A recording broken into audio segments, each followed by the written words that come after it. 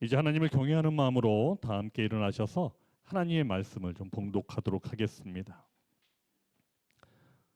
오늘 우리에게 주신 하나님의 말씀은 요한일서 5장 14절로 21절까지의 말씀입니다.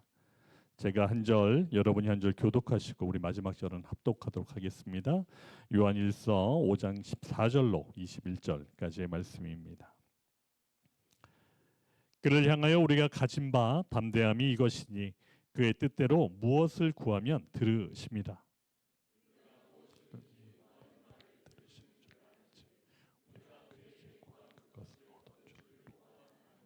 누구든지 형제가 사망에 이르지 아니하는 죄에 범하는 것을 보거든 구하라. 그리하면 사망에 이르지 아니하는 범죄자들을 위하여 그에게 생명을 주시리라. 사망에 이르는 죄가 있으니 이에 관하여 나는 구하라 하지 않노라.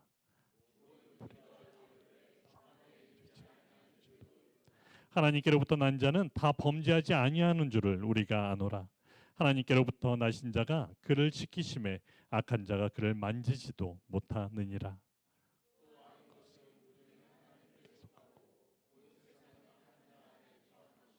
또 아는 것은 하나님의 아들이 이르러 우리에게 지각을 주사 우리로 참된 자를 알게 하신 것과 또한 우리가 참된 자 곧 그의 아들 예수 그리스도 안에 있는 것이니 그는 참 하나님이시요 영생이시라. 자녀들아 너희 자신을 지켜 우상에게서 멀리하라. 아멘. 하나님의 말씀입니다. 여러분은 엄청난 특권을 가지고 살아가는 사람이라는 것을 아십니까? 특권이라고 하면 특별한 사람들에게 주어진 권리를 이야기합니다. 저는 이 특권을 가장 잘 사용하는 한 사람을 알고 있습니다.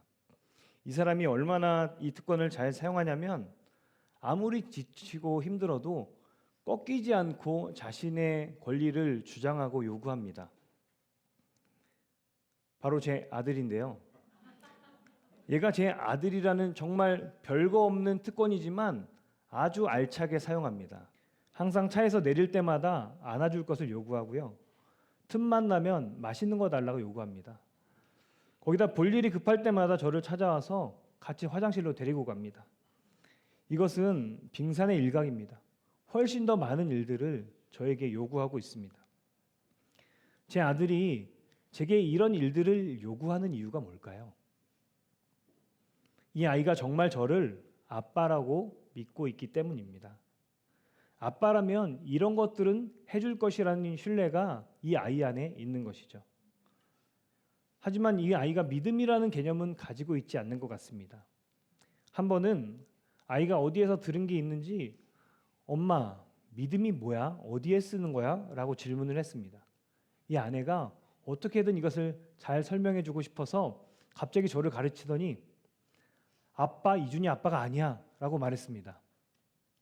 이제 아내는 아니야, 이준이 아빠 맞아 라고 할 때 맞아, 그게 믿음이야 라고 설명하려고 했는데 이 아이가 갑자기 이상한 대답을 해서 당황했습니다.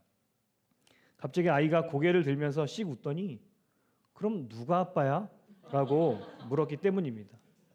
이것만 봐도 아직 믿음이 뭔지 어떻게 하는 건지도 잘 알지 모릅니다. 그냥 너무 자연스럽게 믿음이 이 아이 안에 형성된 것이죠. 이 아이 안에는 누구보다 견고하게 이 사람이 내 아빠고 내 아빠는 나의 이런 요구를 들어줘야 한다는 특권 의식이 이 안에 자리 잡고 있는 것입니다. 여러분, 요한은 오늘 본문에서 우리에게도 이런 특권이 주어졌다라고 이야기하고 있습니다. 그런데 특이한 것은 요한이 표현하기를 이런 능력이 있는 것을 믿는다가 아니라 안다라고 표현하고 있습니다. 15절을 보면 우리가 무엇이든지 구하는 바를 들으시는 줄 안즉 우리가 그에게 구한 그것을 얻는 줄을 또한 아느니라. 여기에 믿는다가 아니라 안다라고 하고 있습니다. 이것은 우리가 공기가 있다고 굳이 믿으려고 애를 쓰지 않아도 아는 것처럼 특권이 우리에게 자연스럽게 주어졌다는 것을 이야기합니다. 하나님께로부터 난 자라면, 예수님을 믿는 자라면 누구에게나 이 특권이 주어졌다는 것입니다. 여러분, 혹시 이 특권이 어떤 것인지 알고 계십니까? 혹시 아신다면 이 특권을 여러분은 얼마나 사용하며 살아가고 계십니까? 오늘 본문에서 이야기하는 첫 번째 특권은 하나님께서 그의 뜻대로 하는 기도를 반드시 들으시고 응답하신다는 것입니다. 여기에서의 전제는 하나님의 뜻대로입니다. 누가복음 22장 42절을 보면 예수님이 십자가에 달리시기 전에 감람산에서 간절히 기도하십니다. 이르시되 아버지여 만일 아버지의 뜻이거든 이 잔을 내게서 옮기시옵소서. 그러나 내 원대로 마시옵고 아버지의 원대로 되기를 원하나이다 하시니, 예수님이 십자가에 달리시기 전에 기도하시는데 이 잔을 옮겨달라고 기도합니다. 하지만 분명히 그 앞에 만일 아버지의 뜻이거든이라는 전제를 붙이십니다. 그리고 후에도 내 원대로 마시옵고 아버지의 원대로 되기를 원하나이다라고 마무리하십니다. 예수님이 자신이 어떤 고통에, 어떤 멸시에, 어떤 죽음에 이를지를 이미 아셨습니다. 아플 것을 알고 그 고통의 자리에 섰을 때 얼마나 괴로웠겠습니까? 그럼에도 예수님은 하나님의 뜻대로 되기를 기도하셨다는 것입니다. 왜냐하면 예수님은 하나님의 뜻이 가장 선하시고 최선의 선택이라는 것을 누구보다 잘 아셨기 때문입니다. 이 신뢰가 바탕이 되었을 때 우리는 하나님의 뜻대로 기도하게 되는 것입니다. 여러분, 우리가 아무리 우리의 앞을 내다보고 기도한다고 해도 우리가 볼 수 있는 시선은 한계가 있습니다. 하지만 하나님은 우리의 삶의 전반을 보시면서 우리에게 가장 선한 길이 무엇인지, 가장 좋은 길이 무엇인지 보시는 분이십니다. 생각해 보십시오. 나의 좁은 소견에서 나온 나의 뜻과 나의 전반을 보시고 가장 좋은 것으로 채우시는 하나님의 뜻, 여러분은 어떤 뜻을 가지고 기도하기 원하십니까? 많이 들어보셨겠지만 아무리 찾아봐도 이것만큼 적절한 비유가 없는 것 같습니다. 한창 호기심도 많고 장난도 심한 4살짜리 아이가 부엌의 한 물건에 꽂혔습니다.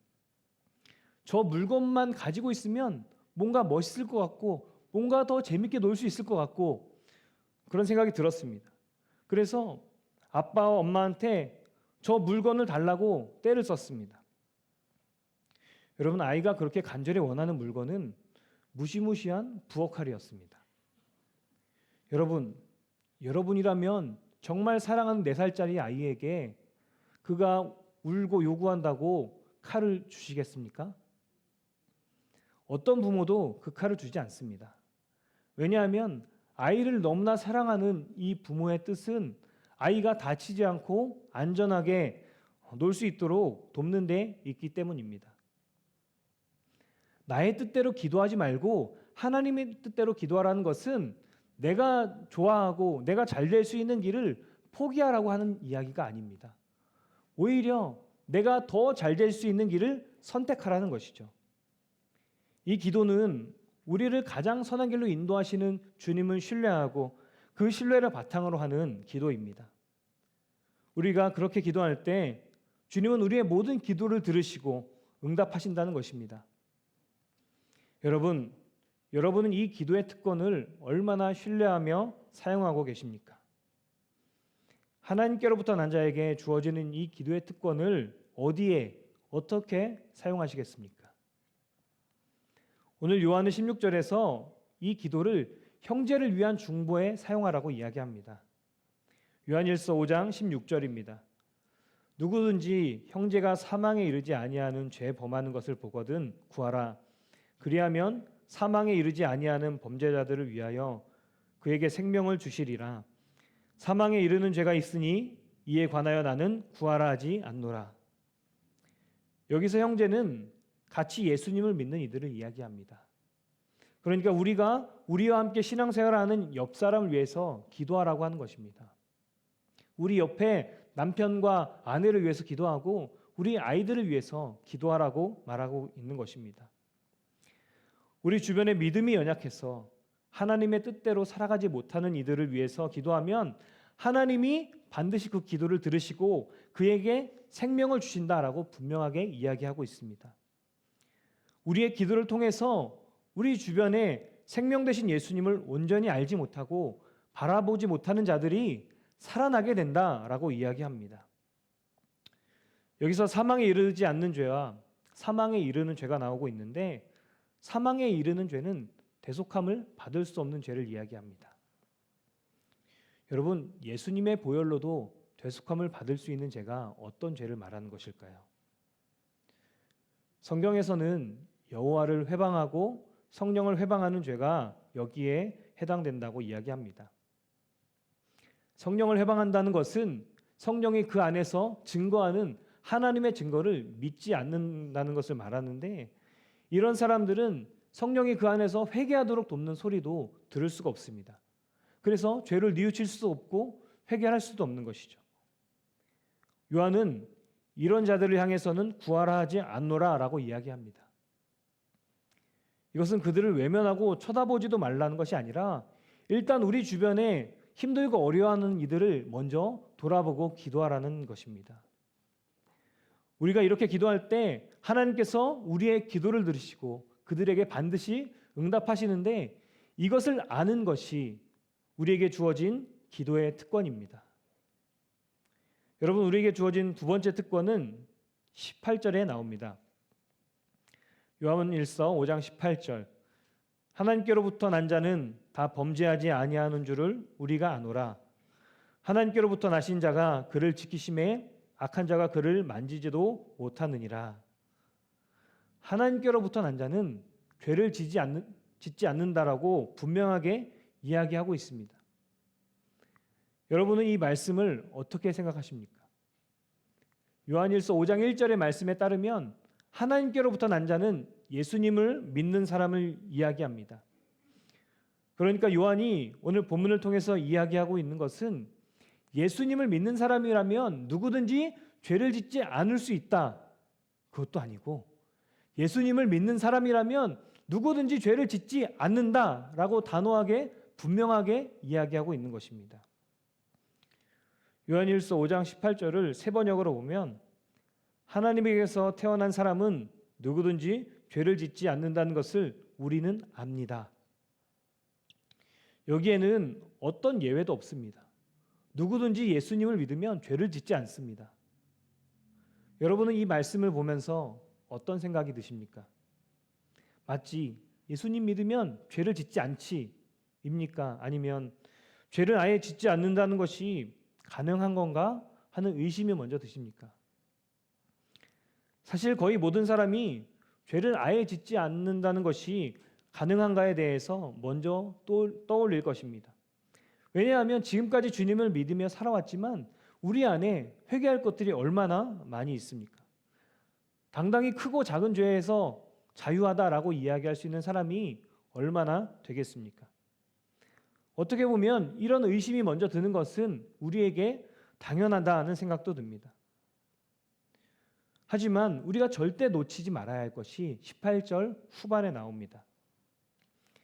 하나님에게서 태어나신 분이 그 사람을 지켜주심으로 악마가 그를 해치지 못합니다. 여러분, 우리가 우리를 돌아보면 절대 불가능할 것 같지만 예수님이 우리를 지키시고 사단이 건들지도 못하게 하시기 때문에 그것이 가능하다는 것입니다. 그러니 우리가 주목해야 하는 것은 우리가 죄를 짓지 않으려고 애쓰는 것도 필요하겠지만 무엇보다 우리를 지키시고 인도하시는 주님을 신뢰하고 바라보는 것입니다. 지난번에도 말씀드렸지만 믿음은 주님을 100% 신뢰하는 것입니다. 우리가 신뢰하면 신뢰할수록 우리는 더욱 믿음의 사람으로 자라나게 됩니다. 그리고 결국 주님의 은혜로 죄를 짓지 않는 자가 될 것입니다.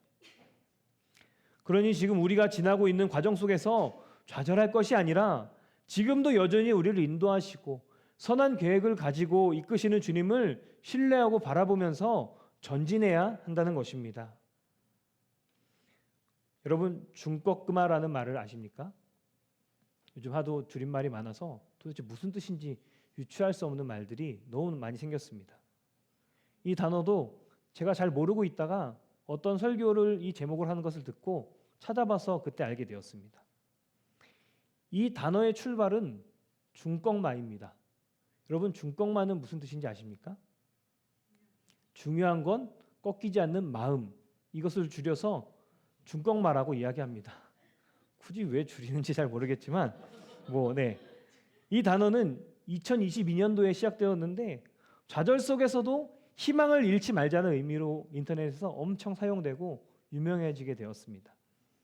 그런데 우리도 잘 알지만 현실을 살아보니까 마음이 꺾이는데 이게 보통 꺾이는 게 아니거든요. 그래서 도저히 꺾이지 않고 마음을 지키는 것이 불가능하다는 생각이 드니까 중꺾그마라는 단어가 등장하게 되었습니다. 이 의미는 중요한 건 꺾였는데도 그냥 하는 마음, 마음이 꺾였어도 그냥 하는 것이 중요하다는 것입니다. 조금 더 현실을 반영한 의미여서 많은 사람들이 여기에 공감했다고 합니다. 그런데 제가 들은 설교는 이것을 그리스도인이 사용하는 중꺾그마로 약간 변형했습니다. 우리가 살아가면서 얼마나 많이 흔들리고 얼마나 많은 죄에 넘어집니까? 하지만 여기서 중요한 것은 그럼에도 다시 일으키시는 주님을 신뢰하고 바라보면서 지금까지 걸어왔던 그 길을 포기하지 말라는 것입니다. 저는 이것이 지금 우리에게 너무나 필요한 말이지 않나 생각해 봅니다. 그러니까 중요한 것은 마음이 꺾이는 상황에서도 그대로 하는 마음입니다. 지난 한 주간 여러분에게 어떤 문제가, 어떤 어려움이, 어떤 죄의 모습이 있었습니까? 그것이 여러분들의 믿음의 삶을 흔들어도 의지적으로 선하신 주님을 의지하고 신뢰하고 바라보는 일을 멈추지 말라는 것입니다. 그리고 그렇게 살아갈 때 우리는 내가 잘해서가 아니라 나를 지키시는 예수님으로 인해서, 나를 선한 길로 인도하시는 예수님으로 인해서 죄를 짓지 않는 믿음의 사람으로 그제서야 살아갈 수 있게 될 것이라는 것입니다. 그렇게 하나님께로부터 난 자에게 죄를 짓지 않는 두 번째 특권이 주어지는 것입니다. 세 번째, 네 번째는 간단히 설명하려고 하는데, 세 번째 특권은 우리가 하나님께 속한 자라는 것을 분명히 알게 된다는 것입니다. 여러분, 하나님께 속해 있다는 것을 아는 것이 왜 특권일까요? 우리가 어디에 소속인지 분명할 때 그에 따른 의무, 책임, 권리가 생깁니다. 이처럼 우리가 하나님께 속해 있음을 분명히 아는 것은 우리에게도 그에 따른 의무와 책임과 권리가 생기기 때문입니다. 그러니까 우리가 하나님께 속해 있음을 아는 것은 믿음의 삶을 살아갈 수 있는 시작이 되는 것입니다. 네 번째 특권은 우리가 참되신 분을 알고 우리가 예수님 안에 있는 것을 알 수 있도록 지각을 갖게 된다는 것입니다. 요한일서 5장 20절을 세 번역으로 보면 하나님의 아들이 오셔서 그 참되신 분을 알 수 있도록 우리에게 이해력을 주신 것을 우리는 압니다. 우리는 그 참되신 분, 곧 하나님의 아들 예수 그리스도 안에 있습니다. 이분이 참 하나님이시요 영원한 생명이십니다. 이 말씀에 따르면 우리가 정말 예수님을 믿는다면 알아가려고 애쓰고 노력하지 않아도 하나님이 누구신지, 예수님이 누구신지 자연히 알게 된다는 것입니다. 그리고 우리가 하나님의 아들인 예수님 안에 있다는 것도 알게 됩니다. 여러분, 이것이 우리가 그토록 원하는 것 아닙니까? 누구보다 하나님이 누구신지, 예수님이 누구신지 깊이 알고 싶은 갈망이 우리에게 있지 않습니까? 무엇보다 지금 우리가 예수님 안에 있다는 것을 더 분명히 알게 될 때, 우리가 예수님과 온전한 연합을 이루며 살아갈 때 우리는 지금과는 비교도 할 수 없는 죄를 짓지 않는 그 믿음의 삶을 살아갈 수 있게 되지 않겠습니까? 하나님께로부터 난 자는 자연히 그 일이 특권으로 주어진다는 것입니다. 여러분, 오늘 조금 장황하게 우리에게 주신 특권에 대해서 이야기했습니다. 첫째는 하나님은 우리가 그분의 뜻대로 기도하면 반드시 들으시고 응답하신다. 둘째는 예수님이 지켜주셔서 죄를 짓지 않는다. 셋째는 하나님께 속하였음을 안다. 넷째는 지각을 주셔서 참되신 분이 누구신지 알고 우리가 예수님 안에 있음을 안다. 우리가 예수님을 믿고 하나님께로부터 난 자가 된 후에 우리에게는 이 네 가지 특권이 주어졌습니다.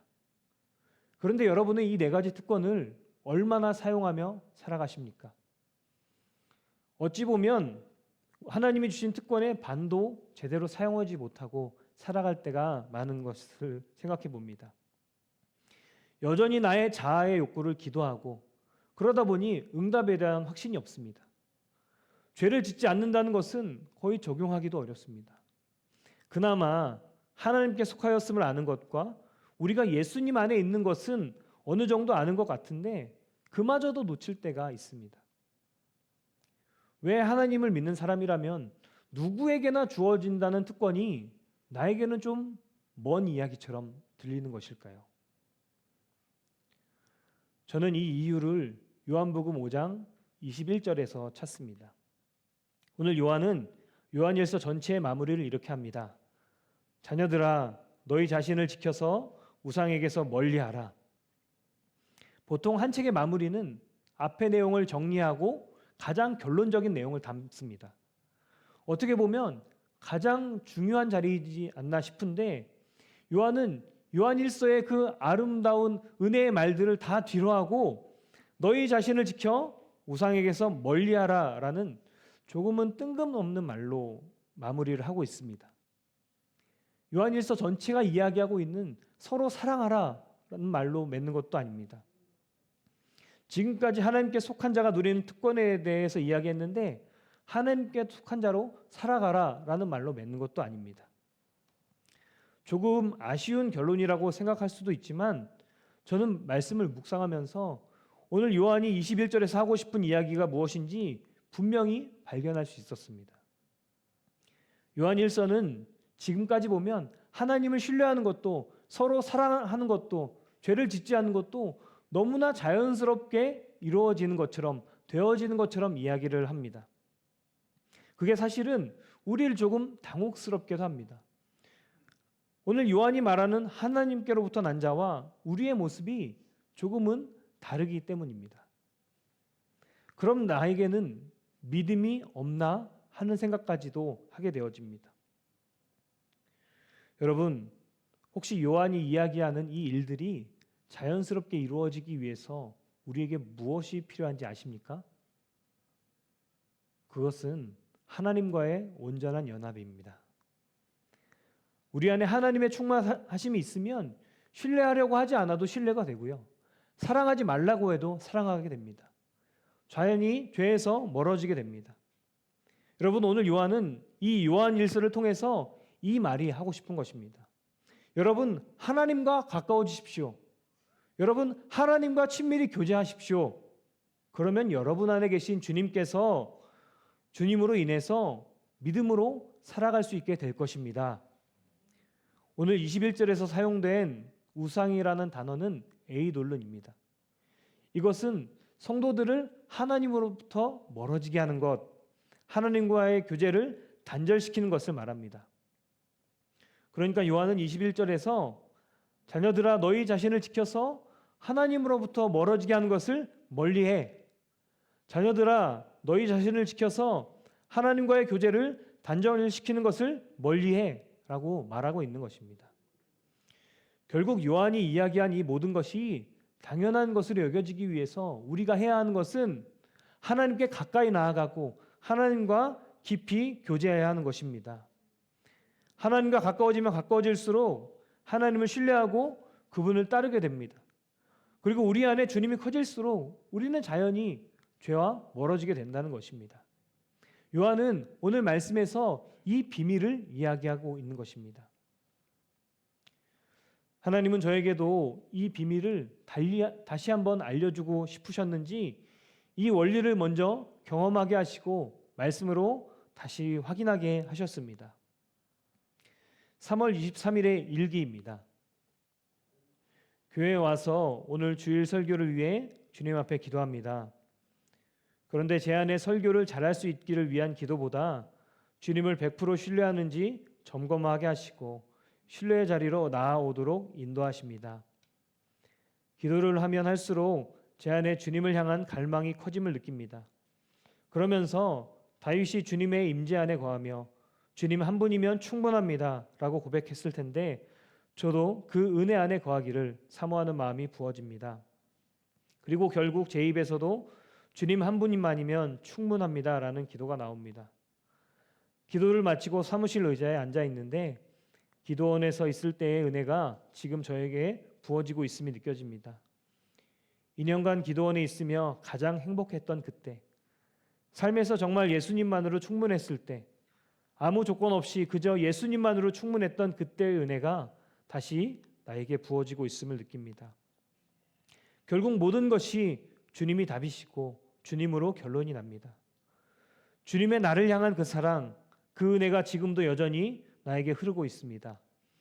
다시 그 깊은 임재 속으로 더 깊은 주님의 은혜 안에 거하기를 소망합니다. 그 은혜 안에 거하니 내 삶에 여전히 존재했던 죄의 잔재가 너무 싫어집니다. 이 은혜 안에 거하지 못하게 하는 모든 것을 끊고자 합니다. 그래서 이 은혜를 지킬 수 있다면, 나를 조금 더 거룩한 자의 삶으로 나아가도록 해서 주님께 조금 더 가까이 나아갈 수 있다면 다른 거 다 필요 없습니다. 제게는 주님만이 전부이시고 주님만이 저의 목마름을 해결하실 수 있는 분이십니다. 말씀을 준비하면서 주님을 생각하고 기도하는 시간이 많아지니까 자연히 주님과 함께하는, 주님 앞에 서는 그 시간이 많아졌습니다. 그렇게 주님을 신뢰하며 나아가는 이 기도의 시간이 쌓이면서 저도 주님께 가까이 나아가고 있었습니다. 그렇게 가까이 갈수록 주님의 빛이 제 안에 조명되면서 제 안에 아주 작은 허물까지도 보고 싶지 않게 되었습니다. 정말 작은 죄라도 너무 커 보이고 더러워 보였습니다. 그렇게 하나님께 속해 있는 자라는 인식이 분명해지고 그것이 저를 더 나은 은혜의 자리로 인도하고 있음을 보게 되었습니다. 그런데 가까이 가지 않으면 여전히 또 동일한 저의 모습을 보게 되어집니다. 내가 하나님께 속해 있다 말로만 고백하는 것에는 한계가 있습니다. 하나님께 속해 있는 자로서 내가 있는 삶의 자리에서 주님을 찾고 구하며 주님과 대화하는 기도의 삶이 이어져야 합니다. 이것 말고도 주님께 가까이 나아갈 수 있다면 우리는 그 일이 무엇이든 생명을 다해 그 일을 취해야 합니다. 영상, 게임, 일, 물질, 그것이 뭐든 주님과 조금이라도 멀어지게 하는 것이 있다면 단호히 끊어내시고 주님 앞으로 가까이 나가야 할 줄 믿습니다. 그렇게 주님께 가까이 나아갈 때 우리는 더욱 깊이 주님 안에 거하게 됩니다. 그리고 우리는 요한이 계속 이야기했던 것처럼 주님을 더욱 신뢰하게 되고 주님의 사랑이 더욱 믿어지게 되고 이전에는 할 수 없었던 주님의 뜻을 따라 믿음으로 살아가는 그 삶이 사라지게 될 것입니다. 여러분, 이 은혜가 한 주간 여러분들 안에 가득 채워지기를 소망합니다. 하나님께서는 주님께 가까이 나아가고자 열심을 내며 애쓰는 우리의 중심을 보시고 우리를 더욱 주님께로 인도하시고 주님의 그 은혜 가운데 설 수 있게 역사하실 줄 믿습니다. 이를 위해서 우리가 이 시간 함께 기도하기 원합니다. 주님, 주님의 사랑이 지금도 부어지고 있지만 여전히 우리의 모습은 너무나 연약하고 부족합니다. 우리가 삶의 자리에서 더욱 기도하며 주님을 찾고 구하오니 주님께 더욱 가까이 인도하여 주시옵소서. 우리의 삶에 주님과 조금이라도 멀어지게 하는 것이 있다면 단호히 끊어낼 수 있는 힘을 주시옵소서. 그래서 기도의 확신을 갖게 하시고 죄를 짓지 않고 살아가게 하시고 우리가 주님 안에 있음이 분명히 깨달아지는 믿음의 삶을 살아갈 수 있도록 인도하여 주시옵소서. 우리 이 시간 주여 한번 부르짖고 간절히 통성으로 기도하겠습니다. 주여